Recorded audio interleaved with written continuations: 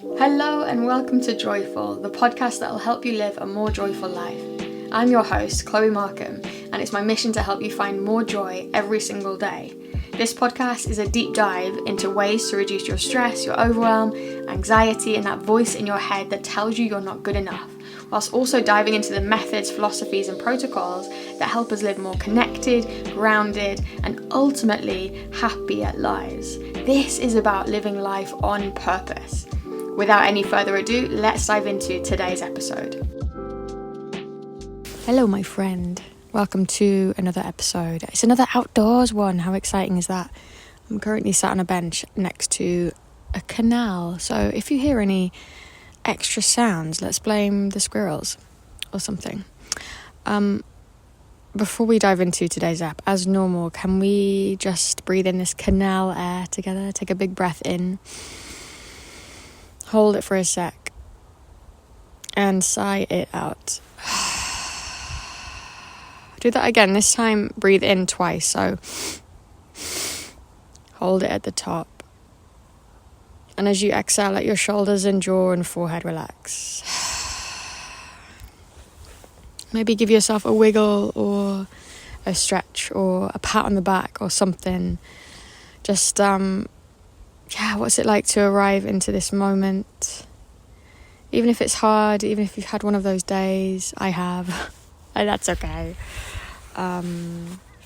Give yourself a moment to arrive and feel. I think that's the whole point. And kind of as normal, I'm talking about joy.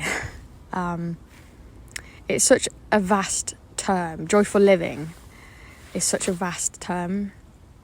And it's the reason I'm here really, and the reason I write and talk about this stuff is to shine a light on all the things that encompass a joyful life. And one of the most interesting things is around superstitions, right? So I wrote about this on my Substack recently. It's also called Joyful. Find it over on Substack, obviously. I'll put a link in the show notes. It is free. A lot of my writing is free, and it's such a wonderful place. And so I was writing about superstitions and magpies, right? Those birds synonymous with sorrow and joy, and according to Google, a whole bunch of other stuff. I had no idea. For instance, did you know they've been known to mourn the death of each other? Magpies mourn the death of other magpies. They're considered a super intelligent bird. But what the hell am I talking about, right? Like joyful living and magpies, maybe I should get a grip. But really what I'm talking about is finding joy in whatever form it takes. So like on these walks that I come on, I see magpies sometimes. And when I see two, I'm like, oh yeah, joyful, right? One for sorrow, two for joy. And I know so many people like me who link magpies to joy and sorrow. And we can see that as a sign, right? And something shifts internally, your steps become a bit more buoyant, you smile a bit, there's a change in brain chemistry or something, who knows, maybe. And we say thanks to the magpies, like whatever we do. But maybe we can be sensible enough for a second to realise that perhaps that magpies who are just going about their magpie business don't actually have any effect on human brain chemistry. They're just magpies. But the stories and the conditioning in the folklore and that sense of magic that we make around things can make some of us feel like joy when we see two magpies. And maybe it's almost like a nudge of encouragement. It's the same with coincidences and stuff, right? Like, I can't think of a coincidence right now, but there's been so many that I've had, and I'm sure you can think of one in your own life, and you can think it's a sign that you're on the right path or whatever. And I know people who see 11, people is me. When I see 11:11 on my phone, I'm like, I'm on the right path, right? Is this madness? Or does it have any weight in anything? I actually read a Dan Brown novel recently, Don't Judge Me, about this genius science tech fella who surrounded himself with things avoided by the superstitious lot. For instance, like the number 13, I think, was above his laboratory door or something. I can't remember, but things like that, right?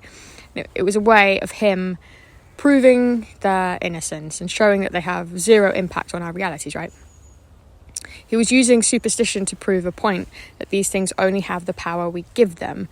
But we're sensible, intelligent people. We already know that, right?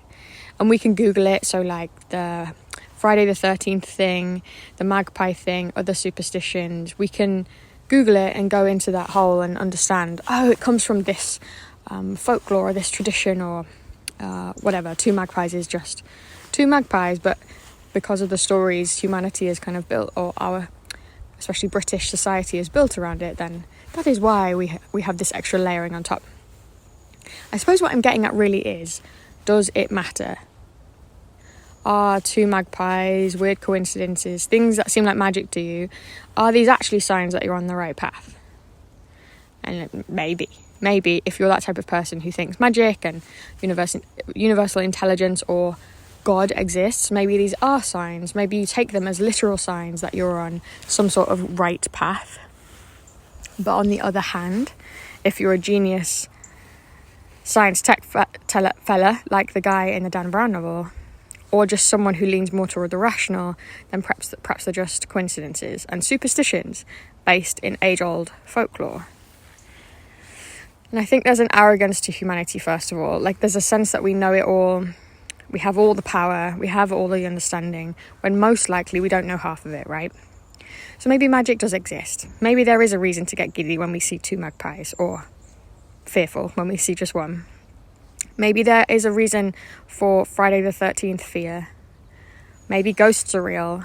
I've been listening to a lot of Uncanny, the podcast I really recommend. Oh my God. With Danny Robbins about ghosts and hauntings and all of that good stuff. Maybe it's all real.